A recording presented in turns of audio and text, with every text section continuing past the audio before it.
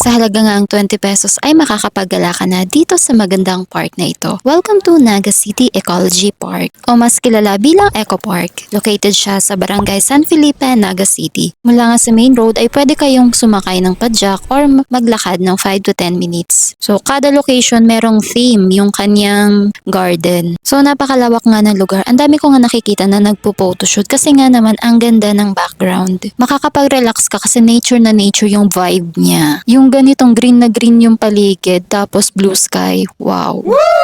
Eto meron siyang stage kaya siguro pwede dito yung event. Hindi ko lang kasi na-check sa admin. Ayan ang lawak niya tsaka ang ganda ng mga Bermuda grass ba yung tawag dyan. Pwede din kayo dito na mag-date, diba? Murang-mura 20 pesos lang na entrance. Tapos mag-banding kasama yung friends, colleague, or picnic with family. Ayan ang ganda. Tapos ito ang dami yung swing, madaming benches. Meron din tong playground, di ko lang nakuhaan. Tapos ito may maze. Hindi siya ganun kahirap. Pag pumasok ka, hindi ka naman maliligaw. Wala, for the experience lang.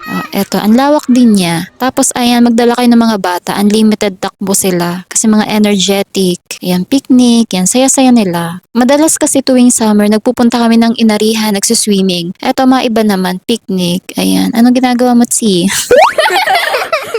Yun lang at salamat sa mga nanood. Like and share.